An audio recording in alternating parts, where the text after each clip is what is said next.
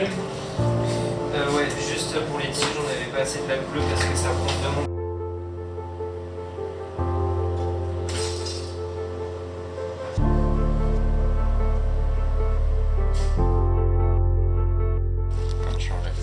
Vas-y. Bonjour, je m'appelle Marceau Descarsin, je suis en 3e année de DNMAD dans l'atelier de décor et traitement de surface. L'atelier de décor et traitement de surface, c'est un atelier où on va prototyper des objets et où on va travailler leur finition principalement. Donc à travers l'utilisation de la laque et plus généralement du décor, des motifs, on va travailler la couleur.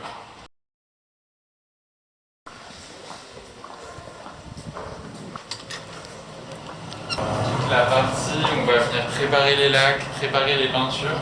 Une armoire avec tous les pigments en fait. Vernis avec les laques, avec les catalyseurs. Par ici, tu as les cabines d'application peinture. Et les vernis. Donc la cabine ouverte, c'est plus pour les choses qui sont assez épaisses. Le potentiel poussière qu'il peut y avoir sur nos vêtements, il faut faire attention. Pistolets avec différents types de buses. On vient recenser un peu tout ce qui se fait dans l'atelier comme type de décor, donc c'est très varié avec des pochoirs, des effets colorés, différents effets, différentes teintes, la trace. Là c'est des effets de laque brillante. Réussir à obtenir des effets de décor en fait. Craquelé par exemple. Là ça c'est du travail à la coquille d'œuf.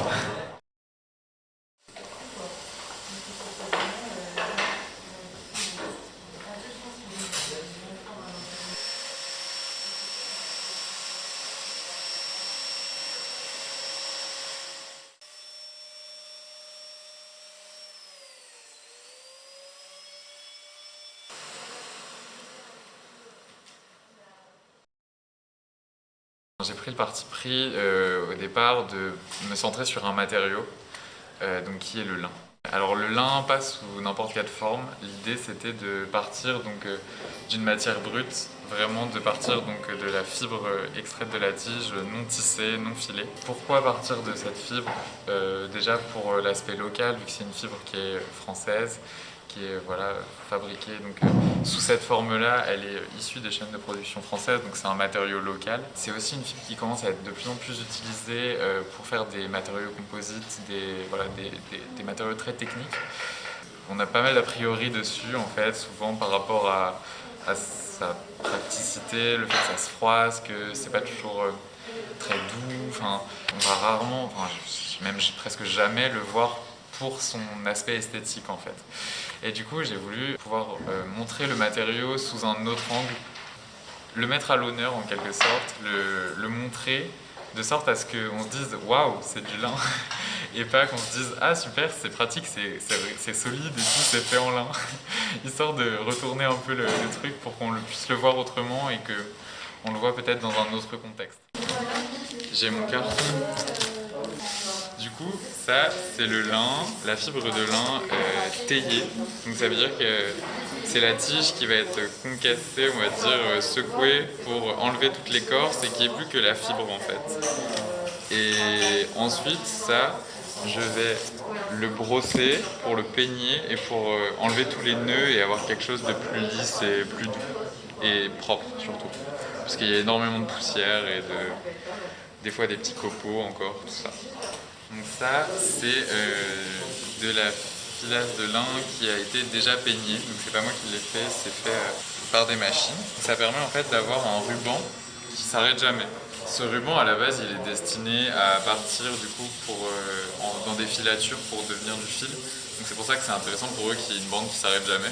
Après du coup moi ça me permet de gagner du temps, d'avoir déjà ce matériau déjà travaillé.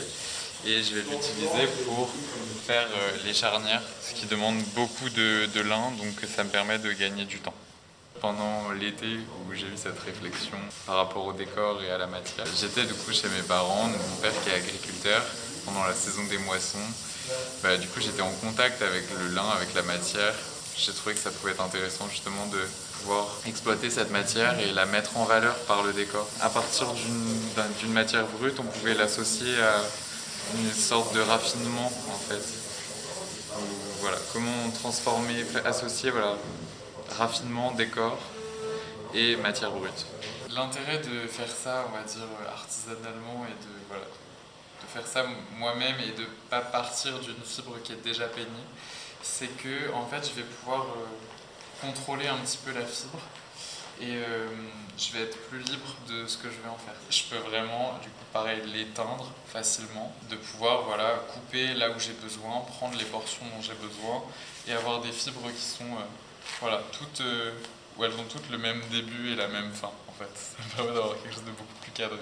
La fibre extraite de la tige, mise en paquet, et elle est à l'étape du taillage. C'est du lin taillé. Sauf que là, c'est plein de nœuds, les fibres, elles sont pas bien séparées les unes des autres, il y a encore énormément de poussière, des copeaux, même des restes de la tige séchée.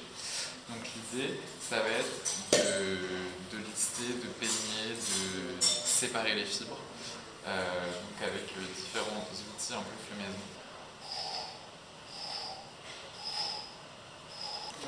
Forex. Et le distributeur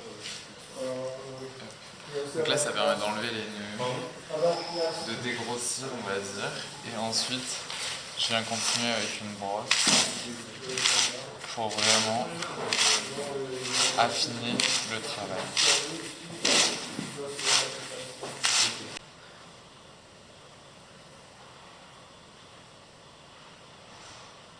J'ai fait différents tests, différents essais où je vais venir créer par exemple voilà, des plaques où on va venir voir. Donc là par exemple j'ai incrusté des fils argentés. Je vais travailler l'orientation des fibres, voir si ça peut donner un aspect voilà, de légèreté, de fluidité. Essayer un peu de retranscrire un peu l'âme du matériau. Bon là on voit plus vraiment la fibre naturelle mais on la devine. Donc ici c'est de la dorure à la feuille d'aluminium. Aussi des essais avec de la laque. Donc je trouve un petit peu moins concluant parce qu'on vient masquer la matière, mais voilà, après ça c'est... voilà, c'était pour faire des essais de décor. Je pars de la matière qui devient matériau décoratif et ensuite, à partir du matériau décoratif, qu'il puisse prendre forme et induire une fonction. Je me suis ancré dans un contexte qui étaient les open space et les espaces, on va dire, de coworking. Donc des grands espaces assez ouverts, assez grands, où on va venir voilà, pour essayer d'optimiser le confort des gens qui viennent y travailler, où aujourd'hui on va de plus en plus s'intéresser à l'aspect esthétique de ces endroits pour qu'ils soient accueillants, chaleureux, que ça nous donne envie d'y travailler en fait. Mon objet dans ces espaces, il puisse y apporter du naturel en fait, que aujourd'hui, dans le travail, tout devient de plus en plus numérique, mais de plus en plus sur l'ordinateur. Et du coup, pour contraster avec ça, je trouvais ça intéressant qu'on puisse voilà, équilibrer un peu la balance en côtoyant voilà, dans nos espaces de travail davantage d'objets naturels, d'objets, voilà, de choses voilà, qui nous rapprochent de la nature en quelque sorte. C'est une fibre qui a des propriétés acoustiques. Et l'idée, donc voilà, c'était de pouvoir proposer un objet à la fois décoratif et en même temps qui peut améliorer l'acoustique de l'espace. À partir de là, j'ai fait pas mal de recherches de forme, de pouvoir avoir un objet modulable, donc on va dire à partir de plusieurs éléments qui puissent être construits en quelque sorte, qui puissent voilà, s'adapter à l'espace où il va s'installer, que ce soit pas forcément un objet énorme, mais plusieurs éléments qui viennent se composer. Il y avait des idées voilà, d'objets en module à partir de triangles qui pouvaient potentiellement se composer, soit être autoportants ou alors être suspendus. Mais mon axe de recherche de forme, c'était plutôt sculpter l'espace. Je suis inspiré un petit peu des champs de lin quand ils sont voilà, à l'étape du rouissage, c'est-à-dire que une fois que le lin qu'il a poussé, voilà, il a été arraché pour être couché et séché en fait et prendre sa couleur en fait. Donc c'est ça se passe dans le champ. Et donc en général on a des grandes lignes de lin couché au sol. Et donc cette esthétique un peu ça m'a inspiré et je me suis rappelé qu'en fait ça arrivait des fois qu'avec les intempéries, le vent, tout ça, ces espèces de lignes de lin elles viennent des fois un peu s'envoler, s'enrouler. Alors c'est pour les liniculteurs c'est quelque chose d'assez embêtant parce qu'il faut tout bien remettre droit pour que la machine elle puisse venir les retravailler, soit les retourner, les ramasser. Mais du coup, cette idée de lin qui vient peut-être s'envoler, une sorte de bande qui vient remplir l'espace et jouer dans le vent, ça m'a donné des inspirations de forme. Donc là, ça aurait été partir d'un matériau souple et le rigidifier. Finalement, je suis parti sur des principes où c'était plus du coup des plaques rigides qui viennent s'associer et qui viennent ensuite venir créer des jeux de volume dans l'espace. Donc ce seraient des objets qui seraient suspendus. Donc voilà. Donc aujourd'hui, ça commence à se préciser. J'ai du coup fabriqué des matériaux qui sont un peu plus rigides, qui du coup, bon là, il n'y a pas encore de décor vraiment appliqué dessus, mais c'est un matériau voilà, en lin avec une double couche de lin avec un anti à l'intérieur pour voilà, avoir une certaine rigidité et une solidité. J'ai pu faire des tests de couture où en gros j'ai préparé pour du coup peut-être changer de principe pour mes charnières en fait. Donc, qui fonctionnait un petit peu, genre en gros tu avais le lin qui venait s'incruster dans mon matériau et après ça qui venait créer le pli. Et du coup pour qu'on puisse voir davantage le lin, l'idée c'était de venir jouer avec de la couture à travers la fibre. Là j'ai fait avec 2 couleurs différentes, donc là c'est un lin que j'ai teinté. Aujourd'hui voilà, j'en suis à l'étape de la maquette échelle 1 qui est en train de se construire. La forme évolue encore, je ne sais pas si ça va être tout suspendu en un seul morceau, on va dire, ou alors s'il va y avoir plusieurs éléments qui vont pas forcément s'attacher, mais plus jouer dans l'espace et s'associer de différentes façons, et qui seraient tous voilà, suspendus indépendamment. Donc là, on est sur des recherches de techniques, voir quelles sont les meilleures solutions. Et voilà.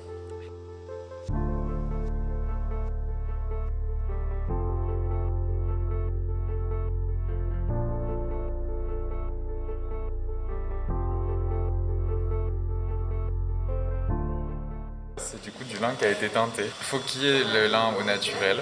Il y aura du lin peut-être noir, je pense. Et après, des fois, ou des teintes un petit peu plus bleutées pour si le lin tire trop sur le jaune. J'essaye de le griser un petit peu avec des teintes un petit peu bleutées pour que ça vienne peut-être adoucir un petit peu la couleur. L'idée c'était à l'intérieur de mon matériau, une fois tout collé, c'était qu'il y ait des vides en fait, pour que ça vienne faire un peu caisse de résonance, un peu tu vois. Pour ma recherche de décor, j'ai fait pas mal d'essais différents. Donc j'ai commencé par, déjà les premiers essais, c'était de réussir à partir de la fibre de lin, créer un décor. Et ça c'est un peu comme une sorte de plaquage qui va être ensuite collé sur mon objet. L'idée voilà, c'était de donner une idée de fluidité, de légèreté, de forme apaisante. Et à partir de ce décor-là, j'ai créé une sorte de diversification tout en gardant les mêmes formes et aspects. Ici par exemple, c'était donc sur de la toile de lin, recréer une gravure à partir du coup des motifs qui pouvaient être créés grâce à la fibre. Ici c'était du coup sur de la toile de lin qui a été apprêtée puis dorée. Donc là c'est un or jaune, mais dans l'idée ce sera plus un or blanc chaud. Ici voilà, ça a été voilà, la même technique mais sur un apprêt pigmenté naturel qui était fait voilà, à base de colle naturelle et de blanc de meudon. Donc ici aussi avec voilà, différents paramètres de gravure pour avoir des couleurs un petit peu des teintes différentes. Voilà. J'ai fait aussi des essais de traces.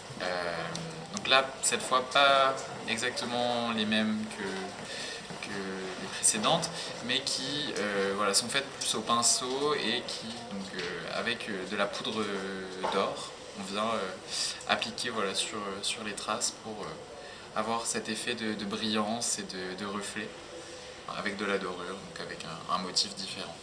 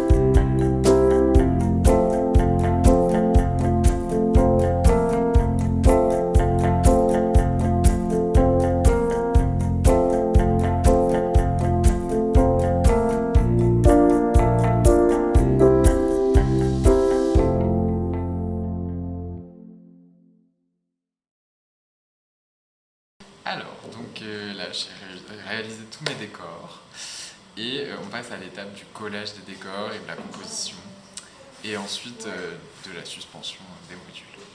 Donc cette maquette, ça va être la forme finale. Donc, tous les décors, les différents décors, donc les décors en lin, les décors en toile gravée, les décors dorés à la feuille et les décors à la trace de poudre de bronze. Et là, l'idée, c'est de composer pour créer une sorte d'harmonie colorée et de choisir chaque décor où il va aller sur la forme. Et aussi, en fonction de la lumière, choisir les décors qui vont refléter la lumière, pour qu'ils soient au bon endroit et que ça fonctionne bien visuellement. Ici, en fait, il y a des petits décalages. Des fois, les décors, ils sont un tout petit peu plus grands. Parce que comme ça a été reponcé, du coup, tu perds en... Enfin, les trapèzes sont un petit peu plus petits. Et donc, comme les décors dépassent un petit peu, l'idée, c'est que j'arrive à reprendre et à recouper, en fait, tout ce qui dépasse. Donc, c'est très léger, mais en même temps, en DTS, ce qui compte, c'est la finition et le souci du détail. Je viens faire les trous là où il y aura les petites attaches en laiton. Et donc l'idée maintenant, c'est de venir masquer les charnières. Et ensuite, je viens encoller et coller mes décors. Il faut vraiment en encoller un, presser, et ensuite tu fais le suivant. Il faut les faire tous un par un. Là, en gros, il y a les champs qui ont été reponcés pour avoir des finitions assez propres et faire disparaître toutes les traces de colle. Donc voilà, c'est assez qualitatif. Je suis assez content. On vient percer les trous pour les charnières et coller les décors.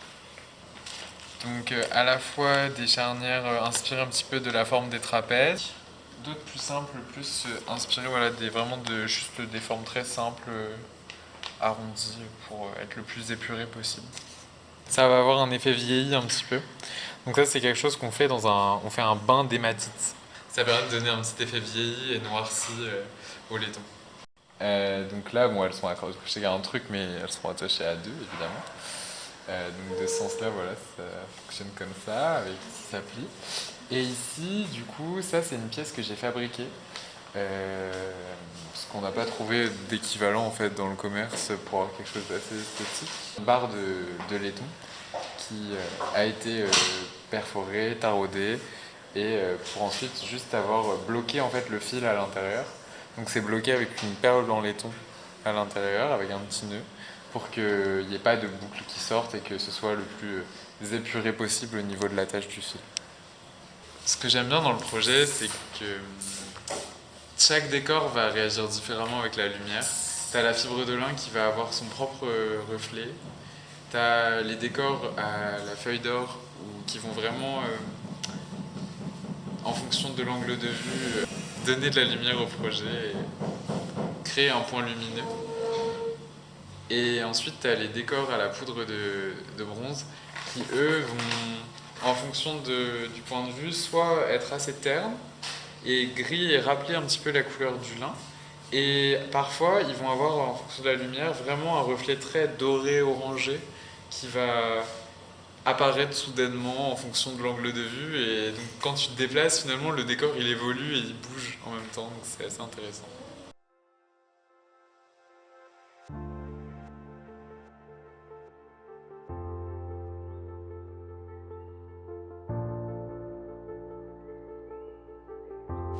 J'ai pris grand plaisir à réaliser ce projet de diplôme cette année.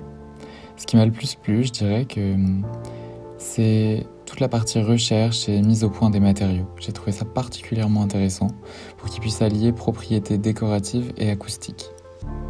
C'est derrière une recherche que je tiens à poursuivre afin d'optimiser les performances acoustiques de l'objet que j'ai créé. Dans les années à venir, j'ai décidé de prendre une année pour travailler, faire des stages afin de m'insérer davantage dans le monde professionnel. Et ensuite, je souhaite continuer en master, certainement en design d'espace, pour en quelque sorte rajouter des cordes à mon arc et peut-être exploiter les techniques et les savoir-faire que j'ai acquis à une autre échelle.